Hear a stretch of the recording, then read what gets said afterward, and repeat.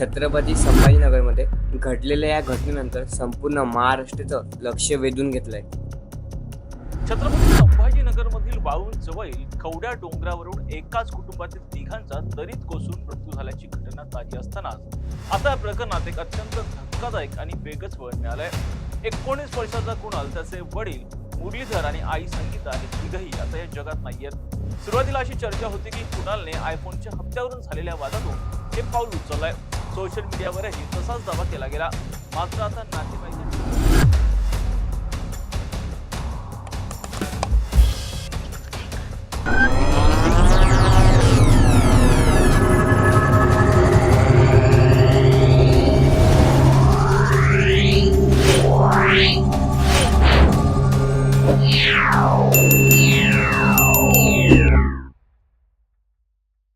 19 वर्षीय कुणाल चांदगुडे घरात काही वाद झाल्यानंतर खवड्या डोंगरावर गेला। त्याला तिथून परत आणण्यासाठी त्याचे आई वडील देखील तिथं पोहोचले आणि काही मिनिटांमध्ये या तिघांचा मृत्यू झाला। पुढे जाऊया। छत्रपती संभाजीनगरमधील चांदगुडे या कुटुंबाच्या आत्महत्या प्रकरणामध्ये आयफोनचा मुद्दा नसल्याचं पोलिसांनी स्पष्ट केलंय। आता मृत संगीता चांदगुडे यांचा सोशल मीडियावरचा व्हिडिओ समोर आलाय। या आणि या सर्व घटनेनंतर काही रिपोर्टमध्ये असं सांगितलं गेलं की हे सर्व एका आयफोनसाठी झालं होतं, पण कुणालच्या नातेवाईकांचं काही वेगळं म्हणणं होतं। त्यांचं म्हणणं होतं की हे सर्व आयफोनसाठी झालं नाही आहे। कुणालकडे अगोदरच 2 आयफोन होते आणि यांचं काही फॅमिली प्रॉब्लेममुळे हे सर्व झालं। तिथे 3 लाख काय फीस भरली आहे, त्याचे नीटचं पण चालू आहे। त्याच्याकडं 2 आयफोन आहेत, त्यांच्याकडं कुत्रा आहे, त्याचे 7-8 हजार रुपये ते महिन्याला खर्च आहे। त्यांचं एकदम व्यवस्थित आहे असलं हे सगळं। म्हणजे आता कशामुळे झालं काय माहीत नाही, पोलिसांकडून चुकून बाईट गेली असेल किंवा कोणीतरी तिथल्या लोकेशनला जे आहेत रिलेटिव्ह कोण नव्हतं ते अवेलेबल, कोणीतरी मेसेज दिला आणि तो पुढं तसंच व्हायरल झाला। तेच एक माझं म्हणणं आहे की तसलं काही हे नाही आहे की आयफोनच्या हत्यामुळे किंवा आयफोन पाहिजे म्हणून। त्याच्याकडं आयफोन होता, 2 आयफोन आहेत त्याच्याकडं, ते पंचनाम्यामध्ये पण आलं आहे, त्याच्याकडं आत्ता पण ते फुटलेलं आहे। तर ते तसलं काही नाही आहे, घरगुती थोडासा इश्यू असल्यामुळं हे चुकून झालेली गोष्ट आहे। कुणालच्या घरी एक कुत्रा होता, ही सगळी घटना घडल्यानंतर कुत्रासुद्धा सोशल मीडियावर व्हायरल झाला आहे, त्याच्यावरसुद्धा हळहळ व्यक्त केली जात होती। आता कुत्रा कुठं आहे? आता आतमध्येच आहे ना, त्याला त्या बेडरूममध्ये त्याची एक सेपरेट रूम आहे, बेडरूम, त्याचं सगळं खाद्य सगळं आता तो त्यांच्याच हाताने खात होता। आता तेव्हा असं झालं की आता उपाशी आहे, ते पण म्हणजे जोपर्यंत ते बघत नाही तोपर्यंत। कुणाल हा फक्त 19 वर्षाचा होता आणि प्राथमिक माहितीनुसार हा अभ्यासात खूप हुशार होता। त्याला 10वीमध्ये 92% मिळाले होते आणि तो नीटची प्रिपरेशन करत होता। पण शुक्रवारी सकाळी त्याच्या घरामध्ये काही वाद झाला आणि या वादाचं एक्झॅक्ट कारण काय होतं याबाबत वेगवेगळी इन्फॉर्मेशन हे समोर येत आहे। आता एक मेन क्वेश्चन आहे, हे सर्व आयफोनसाठी झालं की काही फॅमिली प्रॉब्लेममुळं? तर चला ते पूर्ण समजून घेऊया। बघा, शुक्रवारी वाद झाल्यानंतर कुणाल घराबाहेर पडला आणि तो थेट तिसगाव जवळच्या खवड्या डोंगरावर पोहोचला।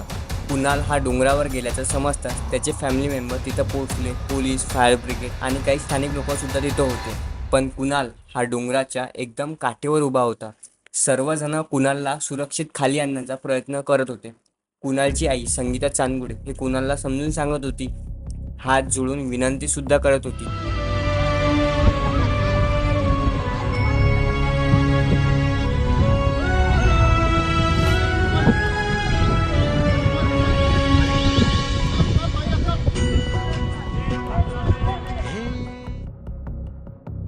आणि त्याच टाईमला कुणालचे वडील मुरलीधर चांदगुडे हे कुणालजवळ गेले आणि कुणालला सुरक्षित खाली आणण्याच्या प्रयत्नात या दोघांचा पण बॅलेन्स केला आणि ते खोल दरीत खाली पडले।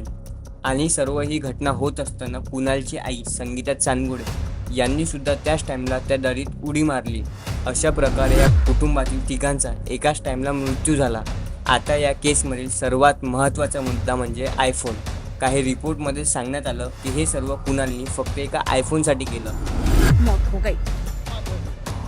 सरपंच ते गावचे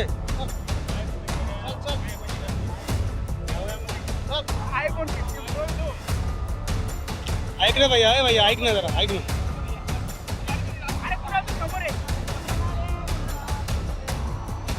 ही इन्फॉर्मेशन समोर येताच सोशल मीडियावर एकदम व्हायरल झाली।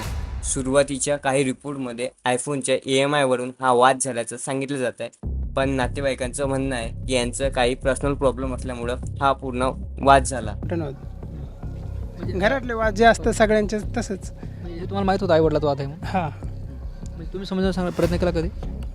हां म्हणजे सगळ्यांनी हे केलं, म्हणजे बाहेर नाही, घरातल्या घरातच चालायचं. हां म्हणजे सांगितलं, पण छोटे मोठेच होतं, असं काय नव्हतं. पण त्यांच्या मुलाला वाटलं की बाबा असं वाद व्हायला नको म्हणून असं. म्हणजे कुणाला त्याच्यामुळे व्यतीत झाला होता?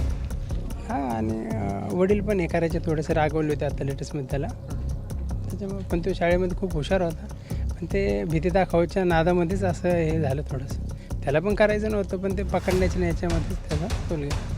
पण कुणाला आयफोन पाहिजे होता, आयफोनचे नाही, हप्ते ते- आयफोनचे हप्ते थकलेत, या चर्चेला किती सत्यता आहे? तुम्हाला एक सांगतो, त्यांचं एकदम बॅकग्राऊंड खूप शेती वगैरे भरपूर आहे. तर त्याला किती ते 3 लाख का काय फीस भरली आहे, त्याचे नीटचं पण चालू आहे. त्याच्याकडं 2 आयफोन आहे, त्यांच्याकडं कुत्रा आहे, त्याचे 7-8 हजार रुपये ते महिन्याला खर्च आहे.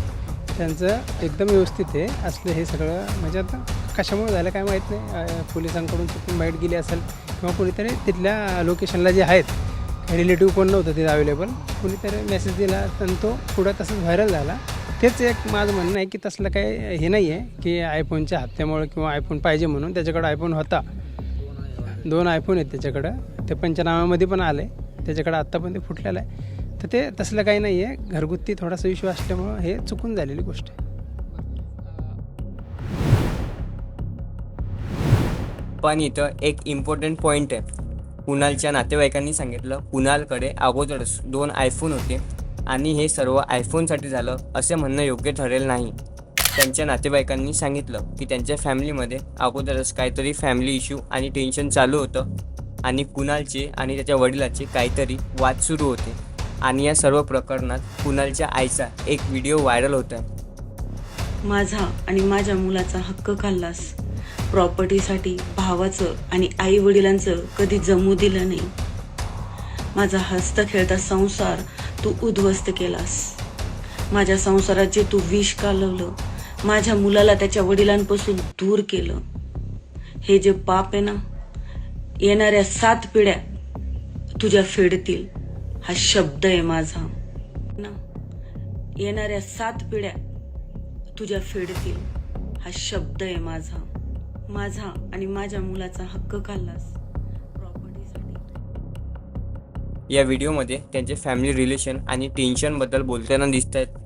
हे सर्व प्रकरण एक ट्रॅजिक ॲक्सिडेंट आहे, पण या संपूर्ण घटनेचा एक्झॅक्ट ट्रिगर काय होता याबाबत सध्या 2 अँगल समोर येतात. आयफोन आणि EMIचा अँगल, तर दुसरा फॅमिली आणि पर्सनल टेन्शनचा अँगल. पण खरं कारण काय आहे हे समोर येणं आणखी बाकी आहे. या सर्व केसवर तुमचं मत काय आहे ते कमेंटमध्ये नक्की सांगा. हा व्हिडिओ जास्तीत जास्त शेअर करा आणि अशाच महत्त्वाच्या अपडेट्ससाठी चॅनलला सबस्क्राईब नक्की करा.